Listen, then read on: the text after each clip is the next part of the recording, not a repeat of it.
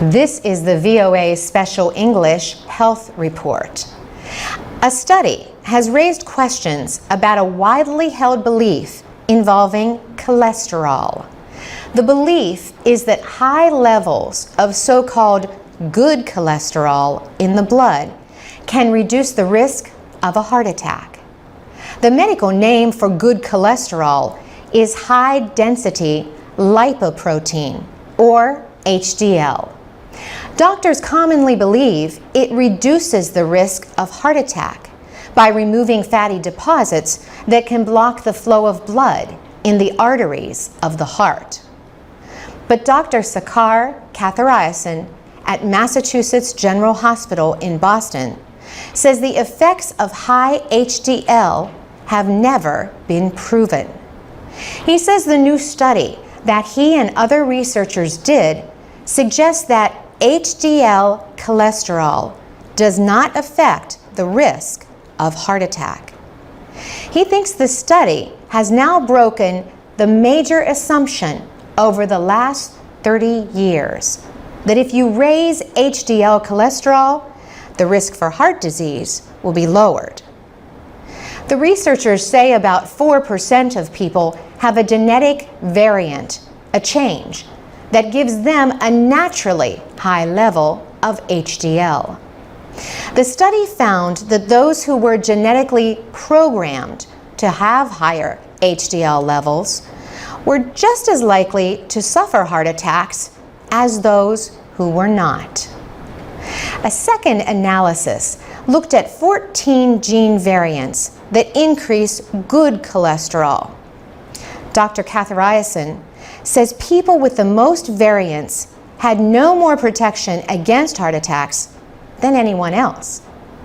But he says there is no dispute about low-density lipoprotein, or LDL. LDL, the so-called bad cholesterol, causes a buildup of fatty substances inside arteries and increases the risk of heart attack. The findings appear in the Lancet Medical Journal. Another widely held medical belief has also come into question recently. For years, men over the age of 40 have been told to get a simple blood test to see if they have prostate cancer. Now, experts on a government committee are advising them not to. Dr. Virginia Moyer heads the United States Preventative Services Task Force. She says, close to 2/3 of older men have prostate cancer, and yet the huge majority of them never have a problem from it in their lifetime. The task force examined 2 large studies before deciding that treating the cancer found by the PSA test can do more harm than good. Effects of the treatment can include a loss of sexual ability and bladder control, as well as other problems, including heart attacks. Some doctors support the findings of the task force, but others disagree. Urologist Deepak Kapoor says in about 20 years of PSA testing, death rates for prostate cancer have dropped by 38%. For VOA Special English, I'm Carolyn Presutti. This is the VOA Special English Health Report. South Africa plans to test 15 million people for HIV by June of next year. That is almost 1/3 of its population. South Africa has the most people living with HIV of any nation. The number of infected men, women, and children is estimated at more than 5.5 million, or 11% of the population. President Jacob Zuma launched the testing campaign on April 25th in Johannesburg. He announced the results of his latest blood test for HIV. He said the results in April, like the 3 earlier ones, were negative for the HIV virus. He said he was sharing the results to support openness and understanding. The country's former president, Thabo Mbeki, was known for the unaggressive way his government dealt with AIDS. He questioned whether HIV even caused the disease. The new testing and counseling campaign started at a single location in each of South Africa's 9 provinces in April. The program will be expanded every 2 months until 52 health centers are offering the service. The government says it will also expand treatment and support services. Francois Venter is a senior director in the Reproductive Health and HIV Research Unit at the University of Witwatersrand.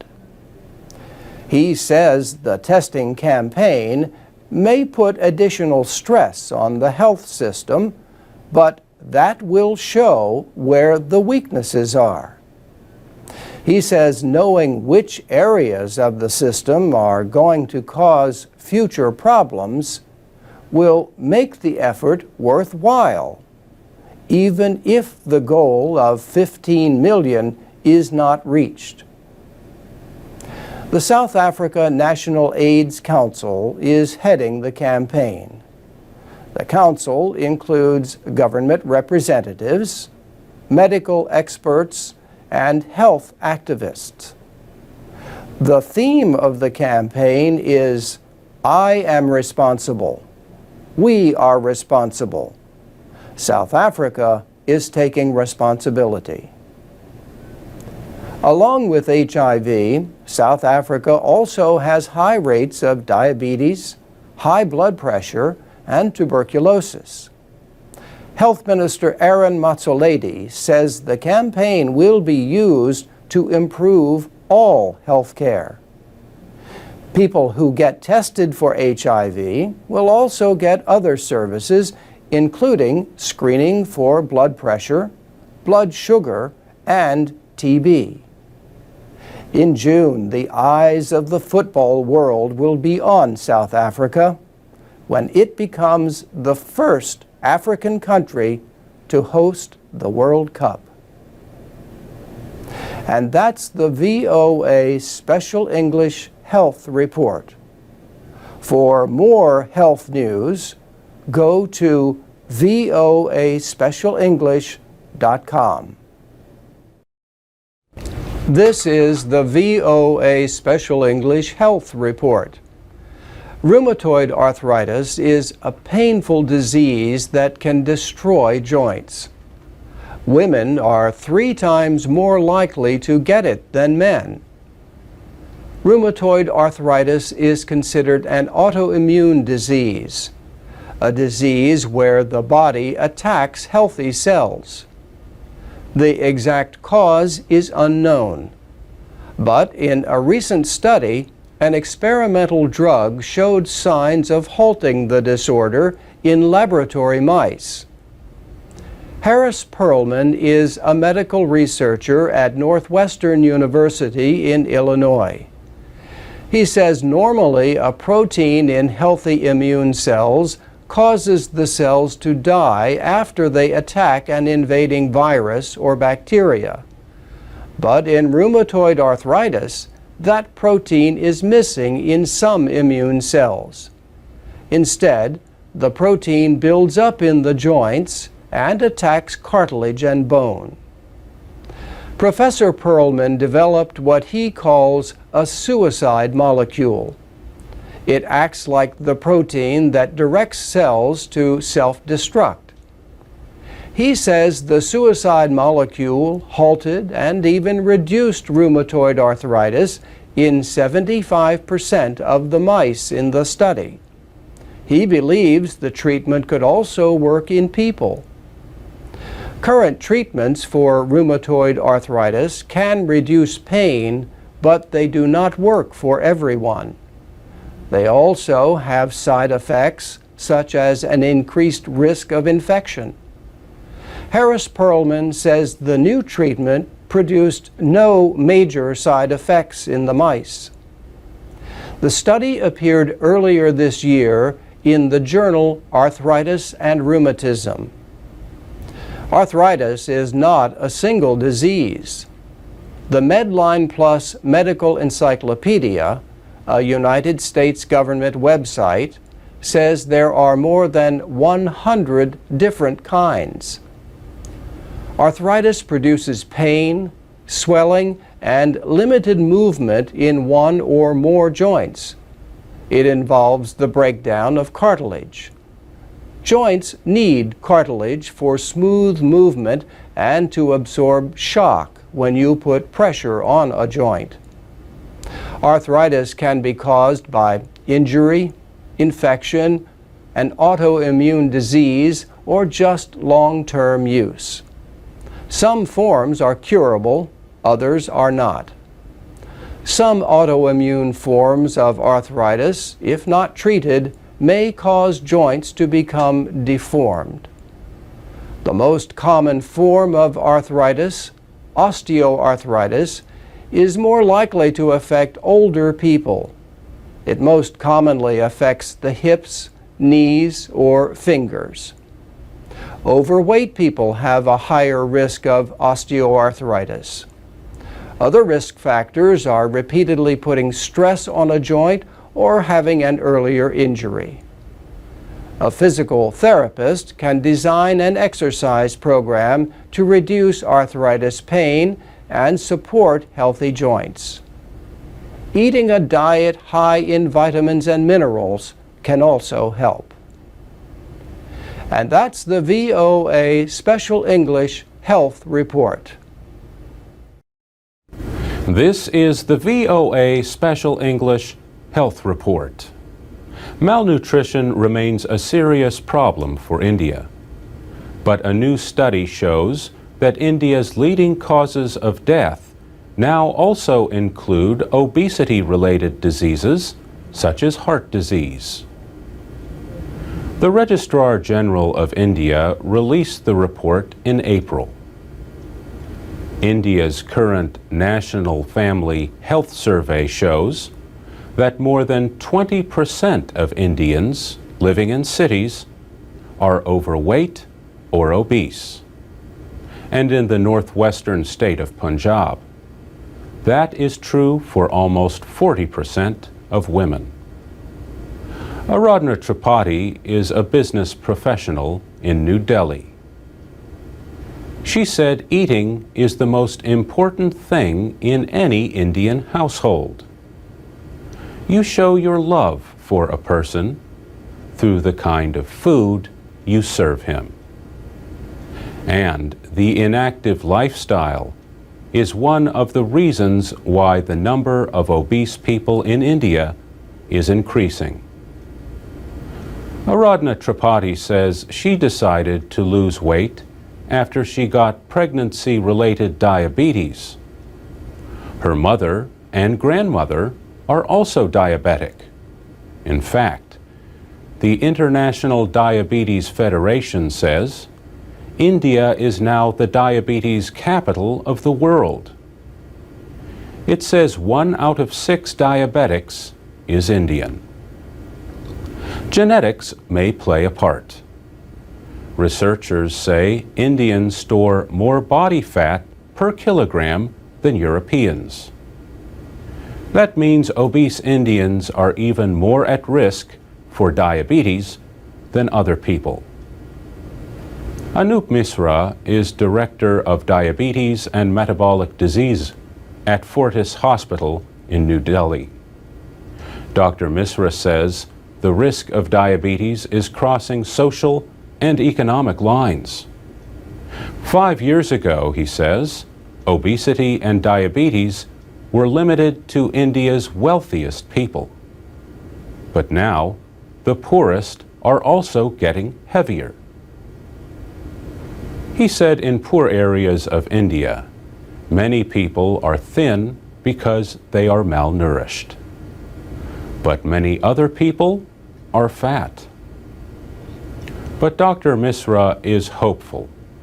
that the spread of obesity can be slowed.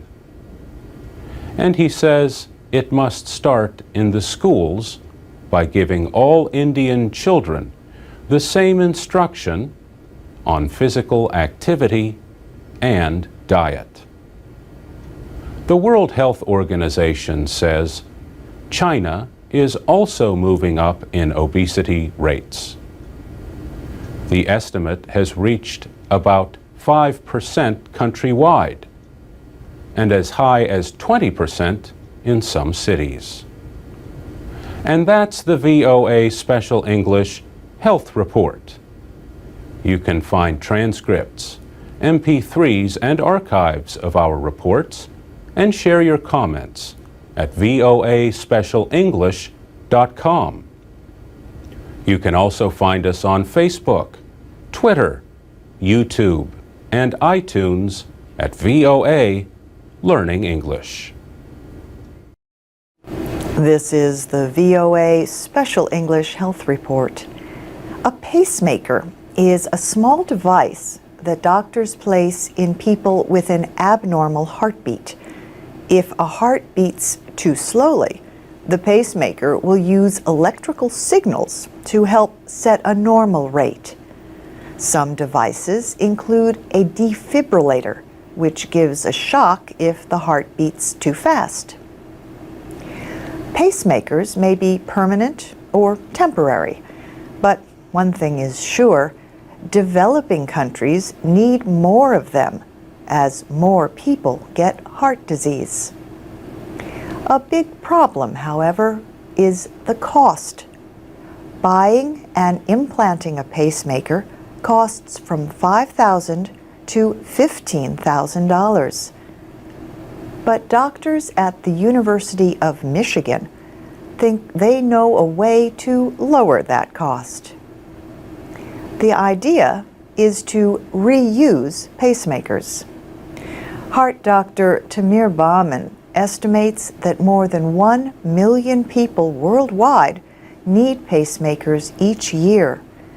He says reusing a pacemaker is an ethical way to provide health care to those who have no other way to get one.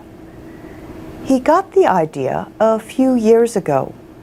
One of his patients asked if someone might be given her pacemaker for reuse after she died. But are used pacemakers safe? Dr. Bauman studied medical reports about the safety of pacemakers that were being reused in small studies. He says, "We found that there's no real difference in device infection or device malfunction when you compare it to new pacemaker implantation." Funeral directors normally remove pacemakers when preparing bodies for cremation. Pacemakers can explode if they are burned.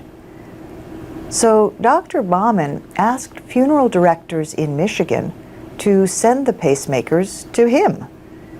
He and other researchers at the University of Michigan Medical Center tested the used pacemakers.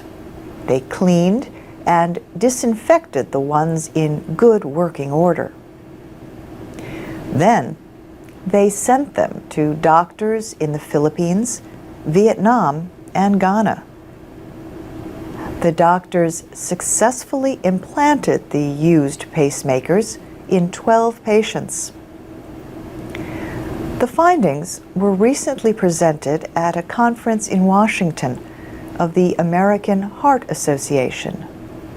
Now, Tamir Bauman has asked the United States Food and Drug Administration for approval to do a larger test.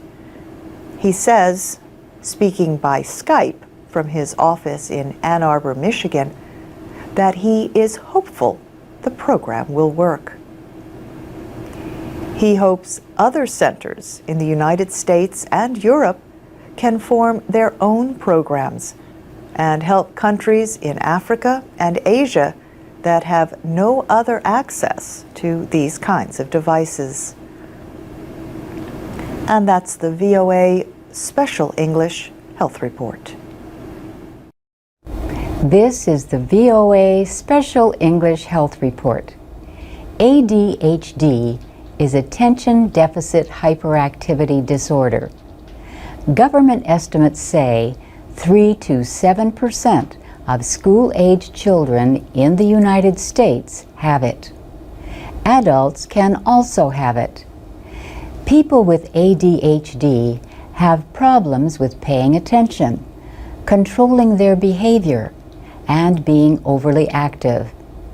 Now, a study has linked an increased risk of ADHD in children to exposure to some kinds of pesticides.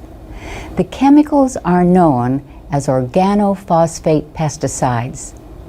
They kill insects by attacking their nervous systems.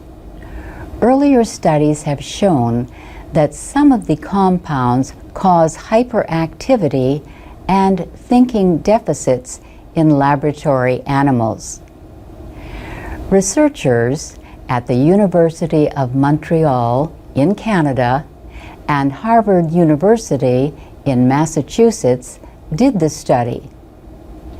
It involved more than 1,100 children between the ages of 8 and 15. 119 of them were identified as having ADHD. The researchers tested all the children for products that break down from organophosphates. Maryse Bouchard of the University of Montreal and Harvard led the research team. She said, "The higher the level of pesticide residue in the urine, the higher the risk of ADHD in the children." The scientists reported that the risk of the disorder was almost double in children with high levels compared to those with no measurable level. They say exposure at levels common among children in the United States may increase the chances that a child will be diagnosed with ADHD.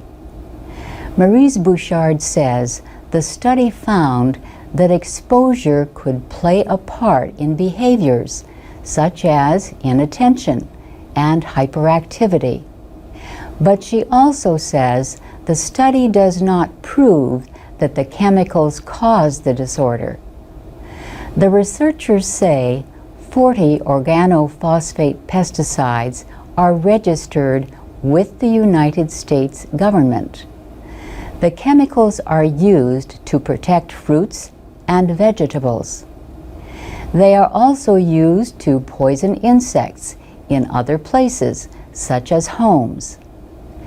Lynn Goldman is an environmental health scientist at Johns Hopkins University School of Public Health in Maryland.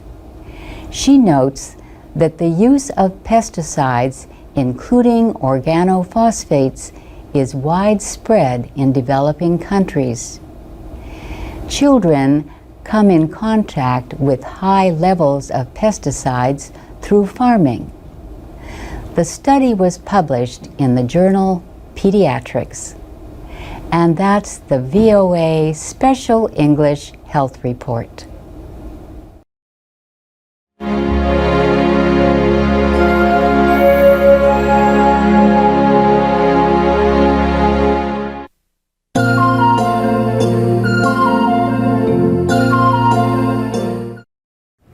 This is the VOA Special English Agriculture Report.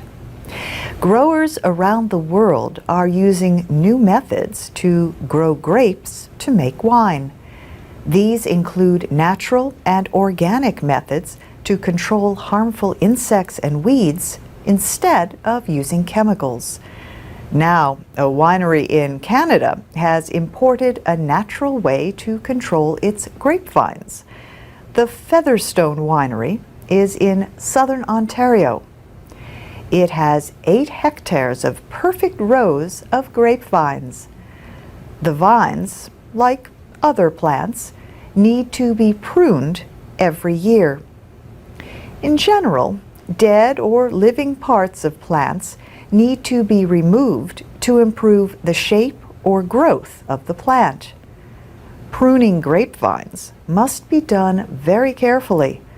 Only a targeted area of leaves is removed from the lower part of the vines to help the grapes grow better.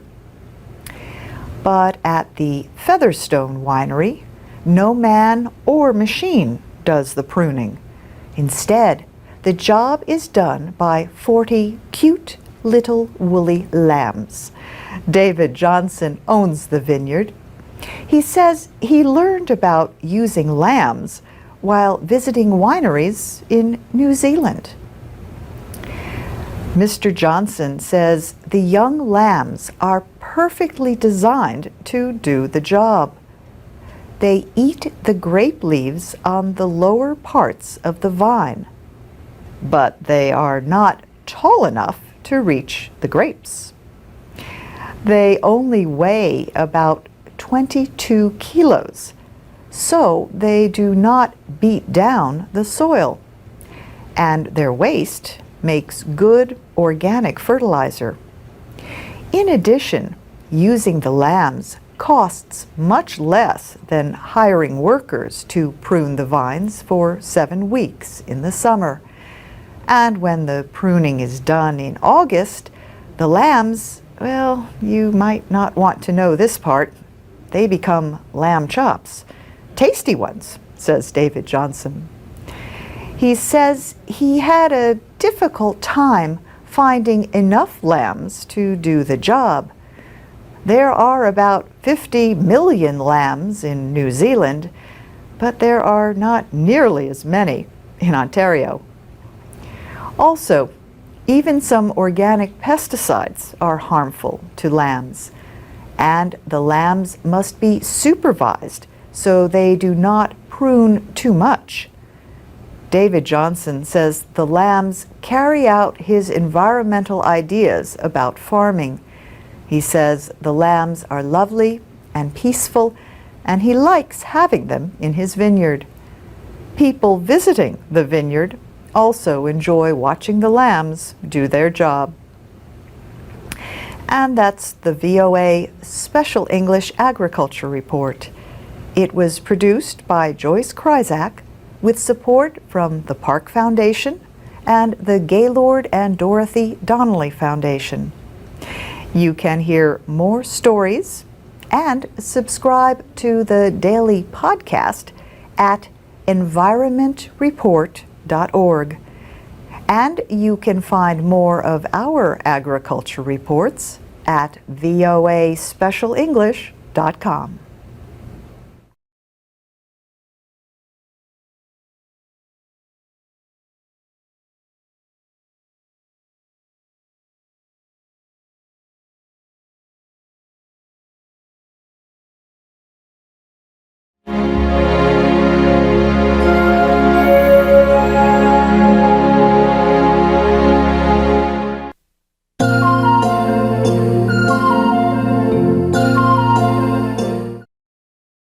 This is the VOA Special English Health Report.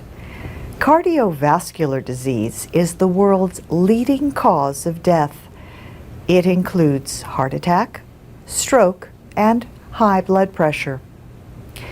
Over the years, researchers have identified several substances in the blood that can serve as what they call cardiac biomarkers.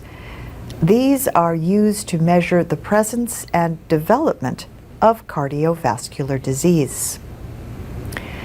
Researchers have increasingly tried to use these biomarkers to identify people who are at high risk of developing heart disease. But a new study has found that they offer little help in this way.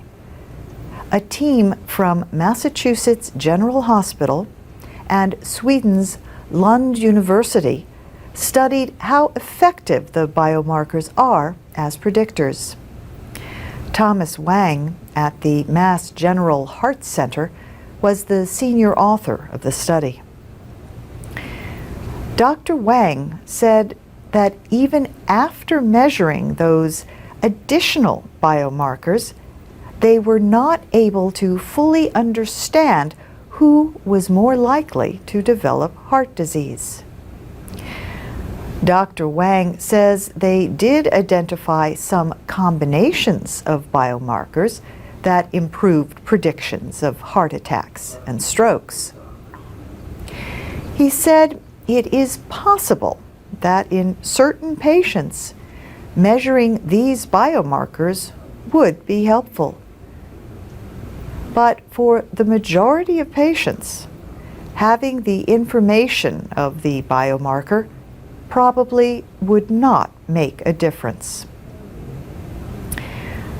Dr. Wang hopes future research will discover biomarkers that are better able to predict the risk of cardiovascular disease. But for now, he says, doctors should depend on traditional risk factors. These include a history of high blood pressure, high cholesterol, tobacco use, diabetes, obesity, physical inactivity, or poor nutrition. A separate study found no support for a theory that a biomarker called C-reactive protein causes heart disease. Earlier research suggested that the more of the protein in people's blood, the more likely they are to develop heart disease. The new study confirmed a link, but did not find evidence that the C-reactive protein causes the disease. Both studies appeared in the Journal of the American Medical Association. The World Health Organization estimates that cardiovascular disease killed 17.5 million people in 2005. That was 30% of all deaths. 8 out of 10 deaths were in low and middle income countries. At current growth rates, the WHO expects the number to reach 20 million by 2015. And that's the VOA Special English Health Report.